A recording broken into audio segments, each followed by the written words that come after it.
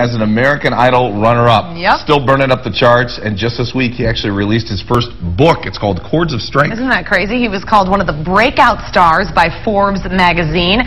Singer, songwriter, and now author David Archuleta is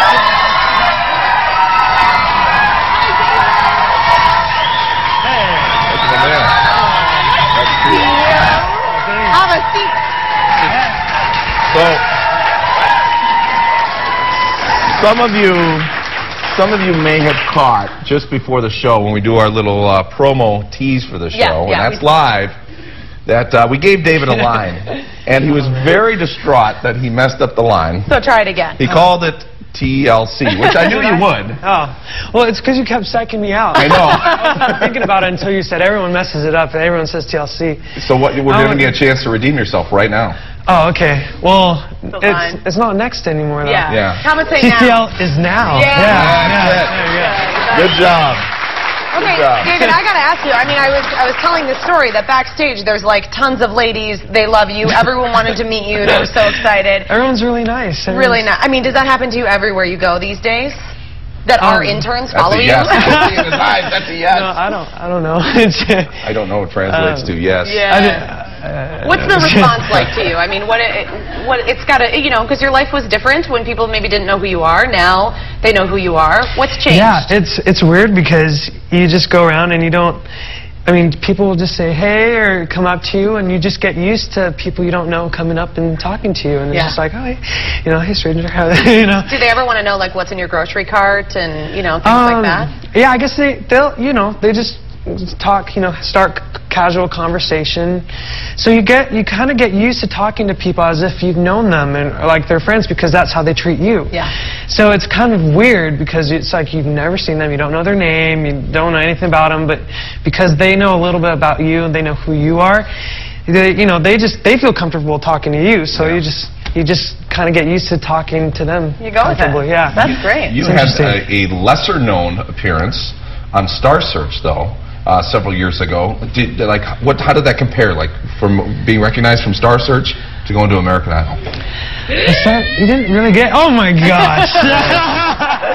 Yeah, that's weird. Okay, but yeah, that was quite the experience too. It was. I mean, you know, nothing really like American Idol. Yeah. You know, American Idol's a lot crazier and hectic, and a lot more people watch it, and there's a lot more work that goes into it. But no, that was a really fun time. I got to meet a lot of great people, and it really kind of helped prepare me for American Idol in a way. And that's actually during the time when I was on Star Search. That's when I was really sick for quite a while, and I didn't know what was going on. I never got better, and I was having a hard time singing, and then it started affecting my talking and my breathing. And what was it? Tell everyone what that illness was. Well, I went to an ear, nose, throat doctor and got the little camera down my throat, and I found out I had a paralyzed vocal cord. And it really freaked me out, especially because I was just 13 at the time, and I was hoping, you know, like maybe I can really do something with music and make a career out of this and live a living. And I thought, well, what am I supposed to do? They said, you know, the thing you could do is surgery, but that could permanently damage your vocal cord. And I didn't want to take that chance, and so I kind of took it as a sign. Well, I guess this is it. This is the sign that I'm supposed to be doing something else and not music. But inside, I just knew that music was what I was supposed to do, and I'm just so happy that I was wrong at the time. So what happened to the illness then? Did it kind of go away, or you grow out of it? I went, you know, I've gone to the doctor again, and I guess my vocal cord just has learned to work around it. My other one. So I mean, I don't know what's going on right now. I haven't checked lately, but during American Idol, I got my vocal cord checked by the same guy actually who happened to scope me when I was 13. So it's cool to see him. But no, I guess my vocal cord just learned to deal with it, which is I'm really happy about. David, this is fair because we can't sing at all. I know. And our vocal cords are just fine. We can't sing anything like you. That's pretty impressive. Okay, I want to talk a little bit about your book though, because I know that, you know, I said to you earlier, you're 19 years old and you write a memoir.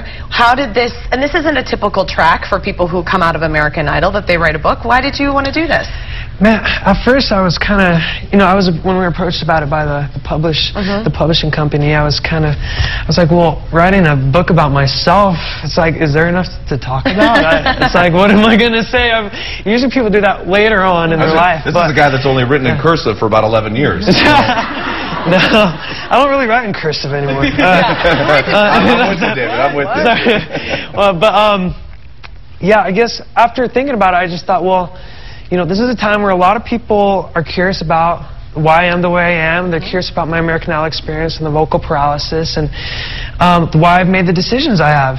And they're curious about, what's happened. Still, I'm still a teenager and still having done everything that I've done. I wasn't even expecting any of this. I was not expecting to have an album and going on tour and being on American Idol and making it to the finale and now releasing a book, Yeah, but when I was still being a teenager, I wasn't expecting all that. But it's amazing what life throws at you, and it's just really crazy. But I'm just hoping that the book, just sharing these experiences that I've learned, hopefully people be able to get something out of it, and hopefully it'll encourage, especially kids my age too, because I think I always appreciate it when people encourage me and motivate me, so I'm just hoping that I'll be able to do the same for other people. Yeah. What's the one thing that stood out for you that was the most amazing thing of this whole experience? Meeting somebody, an event you were met at. some pretty cool people. We looked through your book, and he's got pictures with, like, everybody. Oh, no. I guess, I don't know.